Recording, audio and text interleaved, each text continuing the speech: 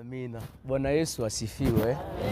Tunashukuru tena Mungu ambaye ameweza kutupatia neema siku ya leo ili tuweze kuwa pamoja na tuweze kujifunza neno lake. Naamini ya kwamba Mungu aliyekubali jambo hili lifanyike ataweza kuzungumzia kitu kwa jina la Yesu Kristo. Amen. Basi mniruhusu tuweze kufungua Biblia zetu, kitabu kia Ruta. Ndicho kitabu ambacho tulipopata programu hii ilipendekezwa tuweze kusoma ndani yake na tuweze kujifunza kitu fulani. Ruta ni kitabu ambacho kinakuja baada ya vitabu vitano vya Musa. Alafu kunakuwa Yoshua, Waamuzi, afu Ruta inapatikana mahali pale. Tungelipenda kusoma kabisa sababu ni sura 4 tu peke yake. Ni sura 4 tu peke yake. Alafu tungelipenda tuweze kusoma sura zote 4. Alafu juu tuko na muda ya kidogo sana, tutasoma tu mashairi fulani na mambo mengine tutaweza kuyaeleza. Amen. Hata kama tutaweza kufikia kumaliza somo yote ndani ya kitabu hiki cha Ruta, lakini tutajifunza kitu kwa pamoja. Tufungue pamoja Ruta sura ya kwanza, shairi la kwanza. Tutafika mpaka 6. Ruta sura ya kwanza mstari wa kwanza fika 6. Naongoza usomi kwa jina la Yesu Kristo. Na ilikuwa katika siku za waamuzi, wakati walipohukumu, njaa ilikuwa katika inji. Mtu mmoja wa Betlehemu Yuda akakwenda kukaa katika inji ya Moabu, yeye na mke wake na wana wake 2. Na jina la mtu yule lilikuwa Elimeleki, na jina la mke wake Naomi, na jina la wana wake 2 Malona na Kiliona. Waefurata wa Betlehemu Yuda wakafika katika inji ya Moabu, wakakaa kule. Elimeleki mume wa Naomi akakufa, akaachwa yeye na wana 2, wakaoa wanawake wa Moabu. Jina la mmoja lilikuwa nani? Oripa, na jina la mwingine lilikuwa nani? Ruta. Wakakaa kule miaka ngapi? 10. Wakakaa miaka 10. Pale niko kushairi la 4. Malona na Kiliona wakafanya nini? Wakakufa pia wote 2. Mwanamke akaachwa ameondolewa na wana wake 2 waume na mume wake. Kisha akaondoka yeye na wakwewe arudi wapi? Toka inji ya Moabu, kwa maana alikuwa amesikia katika inji ya Moabu ya kuwa Bwana amefanya nini? Ameangalia watu wake kwa kuwapa chakula. Tungelipenda tuendelee, lakini Mungu tusome hii shairi la 10 inasema, kisha wakapaza sauti zao wakalia tena. Oripa akabusu mkwewe, lakini Ruta akafanya nini? Akaambatana naye akasema, tazama, shemeki yako amerudi kwa nani? Kwa watu wake, kwa Mungu wake. Rudi wewe ufuate shemeki yako. Ruta akasema, usifanye nini? Usinisihi kukuacha wala kurudi nisikufuate, maana pahali wewe unapokwenda nitafanya nini? Nitakwenda, na pahali wewe unapokaa nitafanya nini? Nitakaa. Watu wako watakuwa wanani? Watu wangu, na Mungu wako atakuwa nani? Mungu wangu. Pahali utakapokufa nitafanya nini? Nitakufa, na pale nitazikwa. Bwana anitendee hivi na kuzidi tena, kama ila kufa tutatenga mimi nawe, kifo tu njo kitatutenga mimi nawe. Na wakati alipoona alitaka sana kwenda naye, akaacha kusema naye. Ni neno la Bwana, amen. Nilipenda tuweze kusoma sura yote, lakini juu ya muda basi muniruhusu niachie pale. Siku ya leo tuko na kichwa cha somo ambacho kinasema kitabu hiki cha Ruta tujifunze nini? Amen. Somo letu linasema kitabu hiki cha Ruta tujifunze nini? Alafu tuelewe kitu gani kwa ingilio la somo letu, ya kwamba kitabu hiki cha Ruta ni kitabu ambacho kinazungumzia urafiki wa mamukwe pamoja na mkazana wake. Na mahali hapa tumeweza kuelewa ya kwamba historia inatuonyesha kwamba huyu Elimeleki alikuwa Myuda na alikuwa mume, wakaenda kuishi Moabu pamoja. Alafu na alikuwa na watoto wawili ambao pia Mungu akawasaidia, walikuwa wamekomaa, wakaoa. Na walipooa wakaoa Oripa pamoja na nani? Na Ruta. Alafu kilichoshangaza, baada ya kuishi siku fulani kule, mama Naomi akafiwa na mume wake, pia na wale ambao wangepasha msaidia nao wakafanya nini? Nao wakafariki. Utafanya nini wakati ile? Ni uchungu mkubwa. Mtu anapopoteza mtu mmoja anasikia moyo inaumia sana. Alafu na pale mahali ambapo ungelipasha kimbilia nako kunatokea nini? Shida. Alafu ni ile njo mazingira ambayo inazungumziwa katika kitabu hiki. Jambo la pili ambalo tuliweze kulielewa katika kitabu hiki, tuelewe ya kwamba kitabu kinaonyesha kwamba inawezekana mtu awe wa kabila lingine lakini aweze kupata nafasi katika kabila lingine. Inaeleweka? Sababu Biblia inasema ya kwamba huyu Ruta pamoja na Oripa ni wa etranger, yaani hawiko wa kabila moja pamoja na nani? Na Naomi. Lakini kinachoshangaza, asiyekuwa wa kabila yake walishi namna gani? Vizuri. Wazazi wapenzi, mbele tuweze kuendelea katika somo letu hili. Kumbe si kabila ndio inaweza kuwa na changamoto, lakini kile kinaweza kuwa na changamoto pengine ni nafsi na roho ya mtu, namna jinsi anavyoishi na watu. Alafu Naomi alikuwa mamuko wa Ruta, na waliweza kuishi katika urafiki kiasi kwamba walijikutana wiko salama. Alafu tujifunze nini? Jambo la kwanza, nilipenda tuweze kuzungumuza vitu vitatu katika somo yetu ya leo. Tukivimaliza tutasifu jina la Bwana. Jambo la kwanza, tunapenda tujifunze kitu kwa Ruta. Tujifunze nini kwa Ruta? Tujifunze nini kwa Naomi? Alafu kwa kitabu kyote tujifunze nini? Hivi vitu vitatu tukiweza kuvimaliza tunaweza kusifu jina la Bwana. Alafu tuanze na kitu cha kwanza. Kwa Ruta, alimpenda mama mko wake kiasi kwamba alifikia kiwango cha kusema siwezi kukuacha. Francais ilisema ne me presse pas,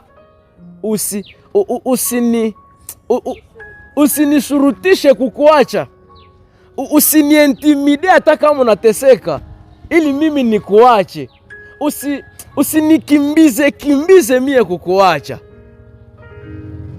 Je, Naomi hakukuwa na sheria ya kuweza kusema basi murudie kumanyumba, nitawafanya tena nini? Sababu njala iko. Anajiuliza, aske ndani ya tumbo yangu mungali tena wake watoto ambao nitawazalia ili muweze kuolewa tena? Na kama niyo Mungu anasaidia watoto wanazaliwa, je, mutasubiri mpaka watakuwaka wakubwa ndipo mutatembea pamoja nao? Wamama wapenzi, mbele tuweze kuendelea, tuseme ya kwamba magumu tunayo yapitia inaweza kutuleta kuchukua uamuzi fulani usio mzuri. sababu tumeogopa. Tunasema kwenye kulikuwa tegemeo vitu vimeharibika, na kwenye niko nawaza nitaenda vitu havitakuwa mie. Olie niweze kukuambia ubakie hapa kisha uteseke, rudia nyumbani, inaweza kukusaidia. Alafu kilichonishangaza ni maneno makubwa ambayo Ruta aliweza kuyasema mahali hapa ambapo tumeweza kusoma. Hata na mimi nimeweza kujiuliza ile swali, je, mtu anaweza sema ile mbio mbio namna jinsi Ruta amekuwa anasema katika andiko hii? Sikia kitu cha kwanza nilikiandika nikashangaa kabisa. Anasema wala kurudi nisikufuate. Alafu akasema mahali utakwenda na mimi nitakwenda. Kile kinaeleweka. Pia naongezea anasema mahali utakaa na mimi nitafanya nini? Nitakaa. Watu wako watakuwa watu wangu. Mungu wako atakuwa Mungu wangu. Mpaka kifo ndio kitafanya nini? Mtu anakuambia vile, utafanya tena nini? Anakuambia sitakuacha. Lakini tuangalie kwa siku za leo. Je, wa mamukwe wamekuwa na urafiki kabisa pamoja na wakazana kwa hii kiasi ambacho nakutana wanazungumuza kimoja, ama tumekuwa na masababu fulani haiko nafanya hiki ndiyo maana mambo imekuwa namna hivi, tunaweza kuiga kitu fulani. Alafu Ruta alimupenda sana mama mko wake kiasi kwamba ile ilimusukuma kuendea kuuamuzi aliyouchukua. Kifaransa inaita la determination. Ni kusema hakupenda atishwetishwe, hakupenda bamupeleke gisi ye hapendi. Ye aliendea kukile ambacho anahitaji. Ni kusema kitu cha kwanza ambacho kinaweza kutusaidia katika maneno haya, elewa ya kwamba kile ambacho umekichukua kuwa uamuzi kingali kinawezekana kitimiliki. Amen. Mtu asikudekuraje akisema ya kwamba kile hautakiweza, achana nacho sababu shida ni kubwa. Ile mshamba kuwa kitu ya muhimu sana. Alafu kitu cha pili ambacho ni muhimu kuweza kukijifunza kwenye kitabu hiki cha Ruta. Ukisoma Ruta sura ya 2, shairi la 2 mpaka lile la 3, utaelewa ya kwamba Ruta alikuwa binti munyenyekevu, mwenye kupenda kazi. Amen. Alikuwa munyenyekevu lakini mwenye kufanya nini? Kupenda kazi. Kwa lugha lingine nilipokuwa nikisoma Biblia iliniambia hakukuwa munyenyekevu tu, lakini alikuwa mwenye adabu. Kuna watu wengi ambao ndiyo ni wanyenyekevu lakini hawapendi nini? Kazi. Na kuna wengine wanapenda kazi lakini hawana nini? Hawana adabu. Ukimwambia useme iko hivi, pale kuli moya maneno naharibika. Na ukimwambia useme tutatembea hivi na hivi na hivi, anaanza kuambia maki kwa sababu njoo nataka nifundisha kazi. Tangu nilizaliwa kasimi natumikaka. Alafu tujifunze nini kwa huyu Ruta? Tuwe wanyenyekevu mahali pote tunaweza kufika. Tuwe na adabu pia, tupende nini? Kazi. Wakati unapenda kila kitu wakikupatie, yule ambaye anakupatia asipokuwa mtoto wa Mungu anaweza kukuchoka mbio. Anaweza kuwa anaenda kusema nje. Unayo wanadamu wiko na gisi nao Mungu aliwaumbaka. Anakufanyizia kizuri, dejo unashitua kilishakaenda fika na mfamie fasi fulani. Kisha unajiuliza niko na vikamata au niko na vikatala. Ukivikamata sana ni problem. Na ukivikatala tena sana ni problem. Kisha tufanye nini? Mimi napenda mwandishi mmoja wa kitabu kia Agano Jipya alisemaka chochote unachokifanya kifanye kama kwa Bwana. Sababu mwanadamu ukimfanyia kizuri ni probleme, na ukimfanyia kibaya ni problem. Kama Mungu amekikubali, amina, endelea mbele. Na tena Mathayo akasema, kile ambacho hautaki wakufanyizie na usifanye nini? Usikifanyizie mwingine. Ni kusema kile ambacho nakitaka na wewe ukifanyizie mwingine. Alafu kwenye hii sura ya 3 mstari wa kwanza fika ule wa 5. Ruta 3 kwanza mpaka ule wa 5. Tujifunze nini? Ruta alikubali kuelekezwa na mama mkwe wake, alafu yote ikafanyika. Amen. Tukiangalia pale kwa kapolitike fulani ambao kanafanyika, wakati utakapofika nyumbani usome utaelewa kakitu fulani pale. Inafika wakati ambapo Ruta alishatembea na Naomi. Alafu wakati wanafika wanasikia ya kwamba kuna mtu mmoja ambaye jina lake Boazi huko Bethlehem, na ni mkubwa, ana mali nyingi. Akasema wewe uende kule, utafanya hivi, utatumika hivi, utatumika hivi. Alafu na Ruta naye akafanya nini? Akasikia na akaweka kwa nini? Kwa matendo. Na ile iliacha wanafikia malengo. Kuna watu wengi si hawakubali yake kuongozwa. Mtu haongoze wake, ukimwambia kakitu hata kaende yako. Alafu hii shairi la 14 katika ile sura ya 3, alikuwa najua weka siri pia. Ile ni kitu kingine ambayo iko pale. Ruta alikuwa najua weka nini? Siri. Kuna watu mahali hapa, haiko hapa, watu katika ulimwengu mahali ambapo tumefika, ukimwambia kakitu kamoya ulikabakie katika moyo entre wewe pamoja naye, utashituka kalisha kaenda fika. Ama tumekuwa katika kikao, tumesema tafanya hivi na hivi na hivi na hivi, tunashituka ile kitu ilishafika kwa mwenye tutakifanyizia na hatuyakifanya. Wazazi wapenzi, kuweka siri ni moja ya komaa katika maarifa. Amen. Alafu alikuwa najua kusikiliza na kuweka kwa matendo. Ile ni kitu kingine. Watu wengi wamesikiliza sana, lakini kwa kuweka kwa matendo ingali kidogo. Lakini Mungu atatuwezesha ili yale ambayo tunayoyazungumuza kwa pamoja, tukipatana kitu tukiweke kwa nini? Kwa matendo.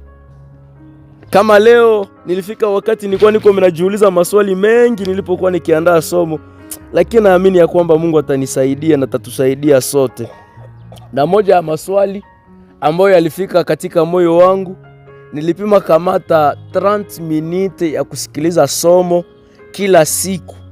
Muini semene inaweza kuwa combien de minutes? Alafu nikajiuliza kwa mwaka mzima inaweza kuwa miniti zingapi? Dakika zingapi?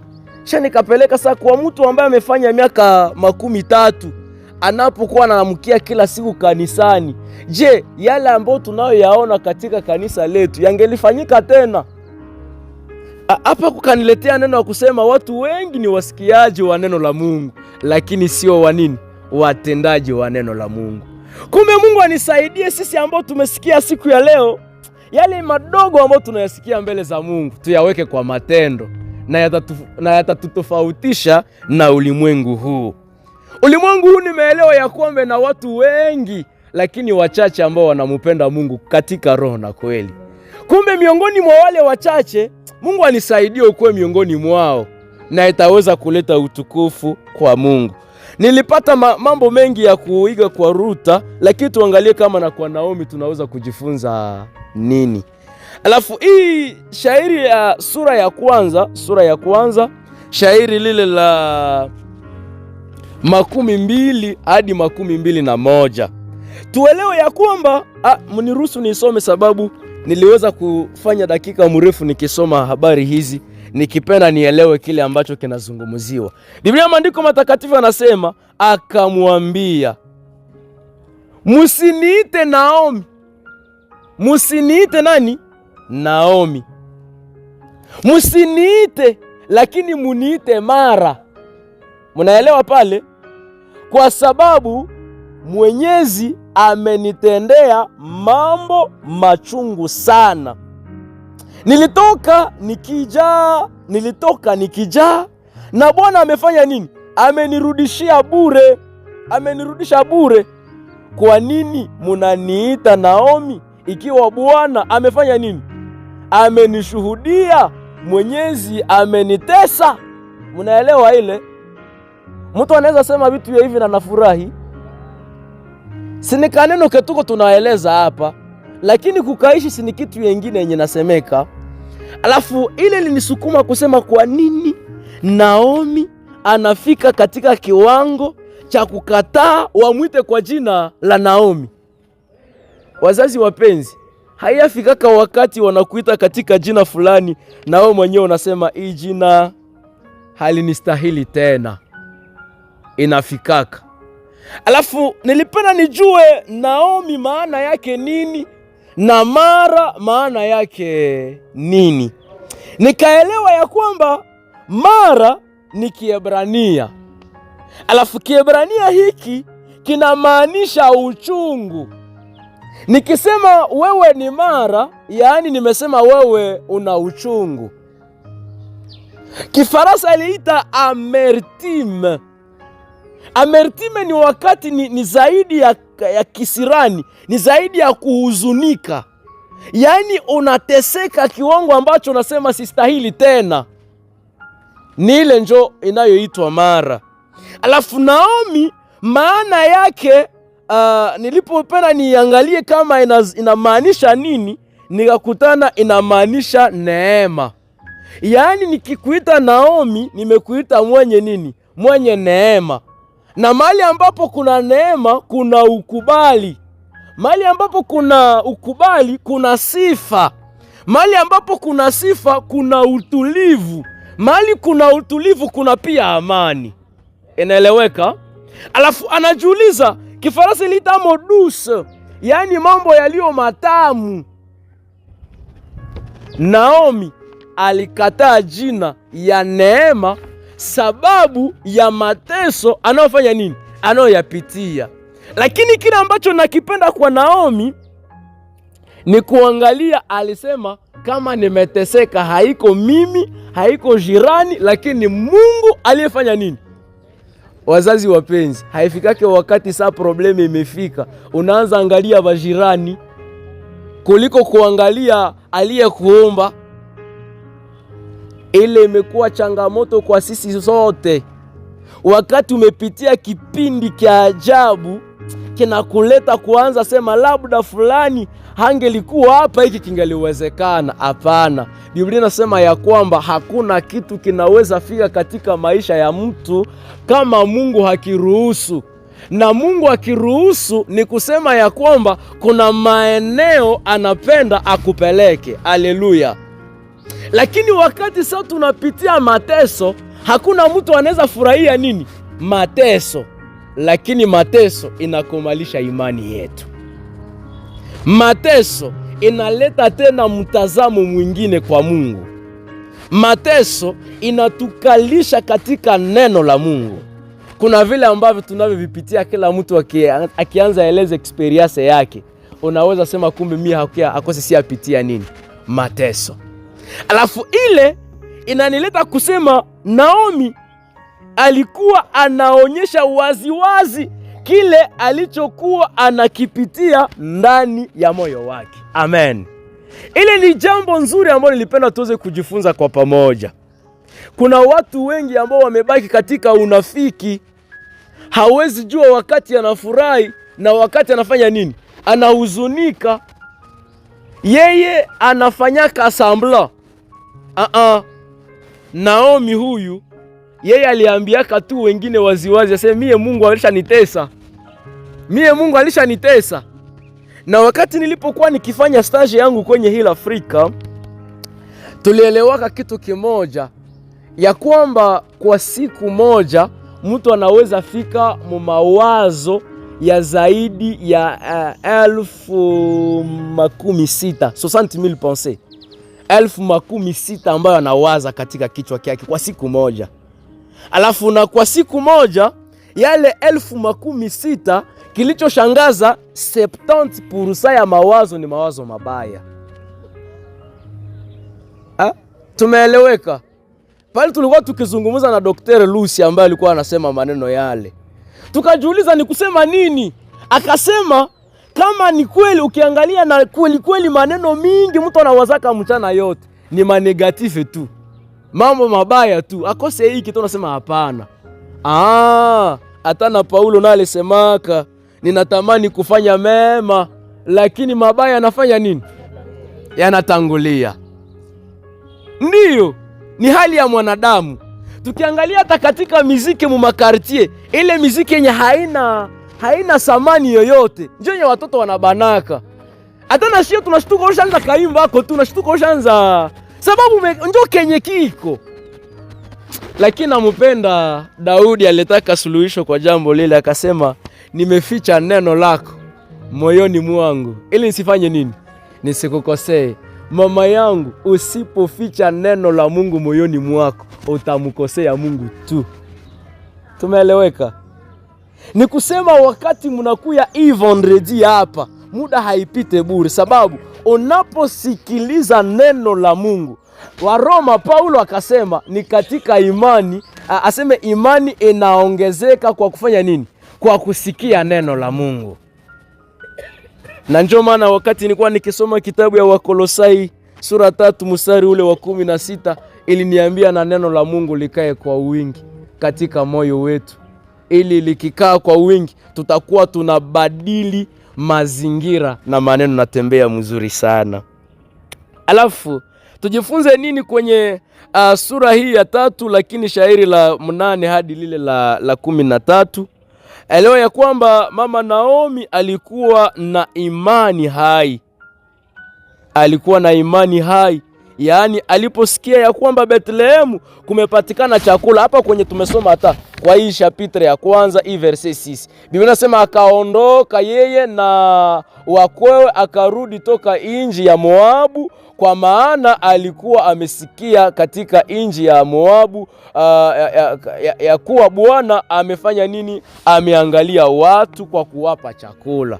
Ni kusema kuna vitu vingine wazazi wapenzi haviombe tu maneno ya imani, lakini vinaomba matendo ya imani. Inaeleweka?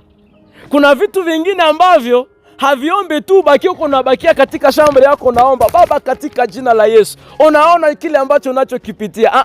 Kuna mambo mengine yanakuambia ondoka, enda kazini umwambie Bwana, vitu vyangu hivi nimeviweka hapa na uone kama utafanya nini. Mimi nishafika. Haleluya. Biblia inasema ya kwamba tafuteni kwanza ufalme wa Mungu na yote yatafanya nini? Yataongezwa. Sasa wewe unabakia tu kumanyongezo. Tafuta kwanza ufalme wa Mungu mama yangu. Kama ni amani, anaitwa baba wa salama. Kama ni mali, anasema inji na kujaa kwake ni nini? Ni mali yake. Kumbe tukipata Mungu tumepata vyote. Haleluya. Ni kitu muhimu ya kuweza kuiga kwa Naomi. Alafu kitu kingine kia kuiga kwa Naomi, Naomi alijua kubariki jina la Bwana kwa wakati wowote. Amen. Ile niko mshairi la sura ya 2, shairi lile la 19. Sura ya 2, shairi la 19. Ukiangalia katika maneno ya Naomi, hakuna kwenye alikuwa tunabakia niko na laumu peke yake. Lakini alipokuwa amepata jambo ambacho moyo wake unahitaji, alikuwa na zoezi ya kubariki jina la Bwana. Wazazi wapenzi, tulipokuwa watoto zaidi kidogo, tulikuwa tunapata historia ya padri moya ambaye alikuwa anapatia watoto mapera. Na nyinyi sijui mshaka sikile habari. Alafu wakati wanasema merci, padri anafurahi, anaenda kata tena nini? Mapera yengine. Tena watoto wanasema asante sana padri. Tena padri anaenda kata. Ule mwana kuambiaka merci, unapendaka saa yote ufanye nini? Omupatii. Njo sekre ya Mungu ile. Wakati Mungu amekutendea kitu kizuri na kihauelewi, jua kumwambia asante. Haleluya. Itaweza kutusaidia. Alafu kwa kufunga somo letu tujifunze haya mambo matatu peke yake kwa kitabu yote. Tungelipenda tuguse kitabu kwa kitabu, neno kwa neno, lakini tumependa leo tugusie zaidi sana kwanza kitabu yote ya Ruta. Tuelewe ya kwamba katika kitabu hiki, uaminifu katika maisha inafungua milango ya baraka. Amen. Uaminifu katika maisha inafungua milango ya nini? Ya baraka. Ndiyo, Ruta alikubali kubaki na mama mkwe wake, kiasi kwamba mama mkwe alikuwa anapitia uchungu, umasikini, kutokuamini tena, na upendo ilileta mabadiliko na salama ikaingia. Kuna vitu ambavyo sasa tunakatala kuvifanya, vinaacha tusibarikiwe pia kwa ile ambayo Mungu alitutayarishia.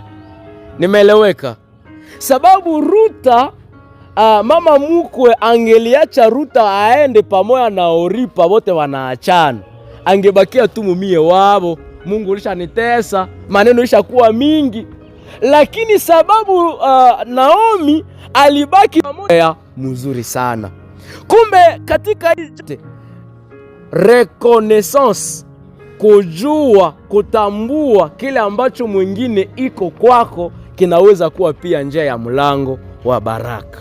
Amen. Jambo la pili ambalo nataka tuweze kulielewa, Mungu anajibu kwa wakati wake. Amen. Mungu anajibu kwa wakati wake. Miujiza ya Mungu haionekanake tu wakati sasa tumeona kinani nitaka kama vitriko. Mumeelewa ile? Haiko tu mimi na ukisema Baba katika jina la Yesu pokea uponyaji, na pale pana pokea uponyaji sasa leo nimeona miujiza ya Mungu. Haiko ile tu peke yake. Amen.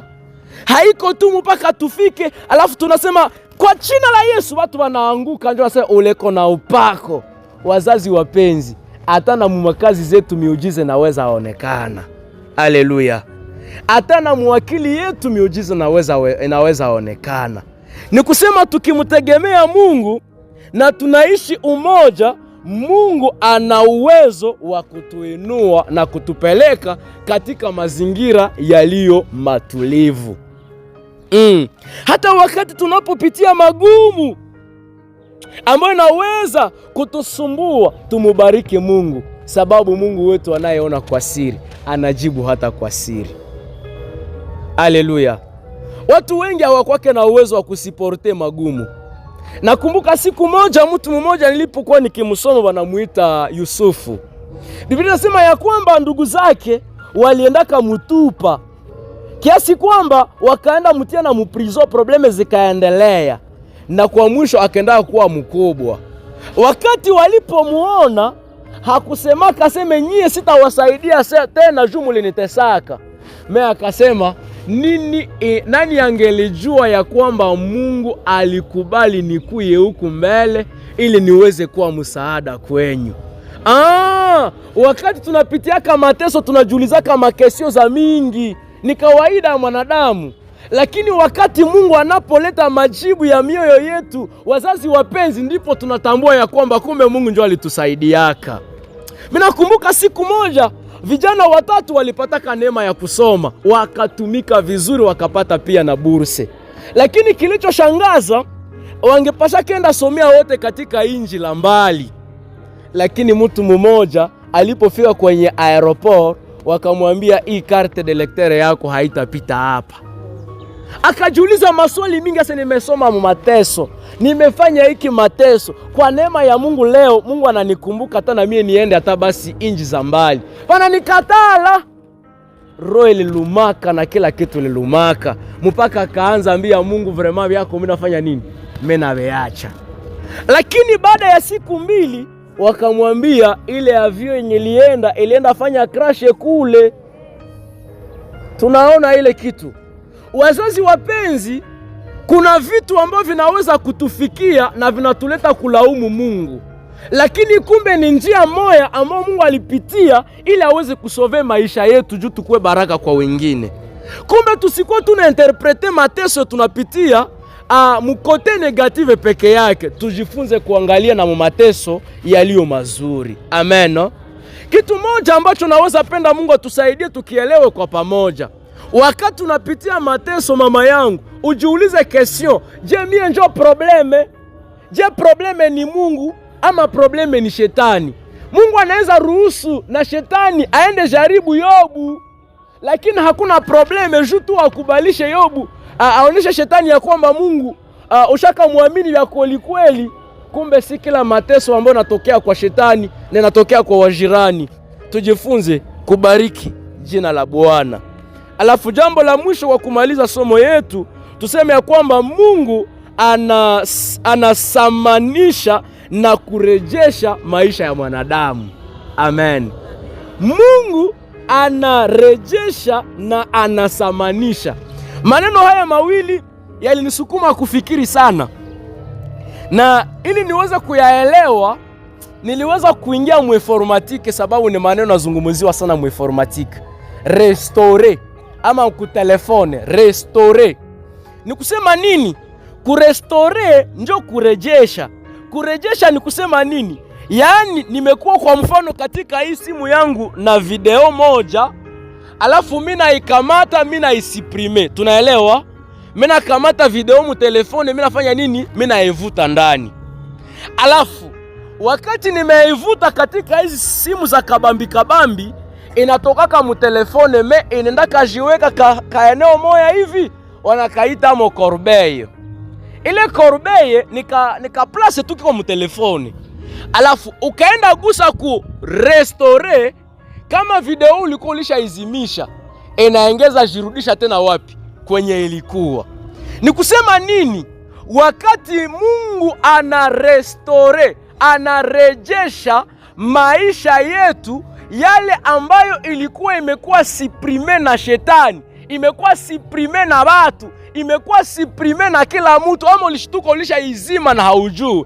Wakati Mungu anarejesha, anairudisha kwa nafasi. Mnaelewa kwa nini niko minaenda kule? Ni kusema kunaweza kuwa samani mama yangu ambao umeipoteza sababu ya magumu ambao umeiyapitia. Wakati Mungu anakurejesha, ni kusema ya kwamba ile samani ulioipoteza, Mungu tu sasa rejesha ile samani, inafanya nini? Inarudia. Kama watu walikuwa wamekuogopa, sababu ya kurejeshwa kwa Mungu, unaishi tena namna gani? Salama. Alafu Mungu anapoturejesha, anatusamanisha. Kusamanisha mtu ni kumfanya wa valeur katika eneo zake zote ambazo ameingia ndani yake. Hawataona tena ile kitu ilikuwa kasiprime, wanaanza aona kile ambacho kimekuwa programe. Inaeleweka? Kumbe asubuhi ya leo maombi yangu ni kwamba Bwana Mungu akurejeshe na akusamanishe katika jina la Yesu Kristo. Amen. Baba Mungu, mimi nakushukuru sababu wewe ni mwema. Tumeweza kujifunza mambo mengi katika kitabu hiki cha Ruta, na utuwezeshe sababu sio rahisi. Lakini ukiwa kwa upande wetu, hakuna yule aliye tena juu yetu. Na ulisema chochote mtakachokiomba kwa jina la Yesu mtapewa. Mungu, wewe ambaye unajua majira na nyakati, wewe ambaye unajua haja ya mioyo yetu, uko tayari kutusaidia. Utuwezeshe katika mipango yetu yote. Tunaposikiliza neno lako, tuwe watenda wa neno hili. Tunapotembea katika neno lako, tuweze kurejeshwa na kusamanishwa. Asante Mungu sababu utaendelea pamoja nasi katika programu yetu hii, katika jina la Mungu Baba, Mwana na Roho Mtakatifu. Amen. Mungu abariki neno lake kwangu na kwenyu. Amina. Shangilia neno la Mungu.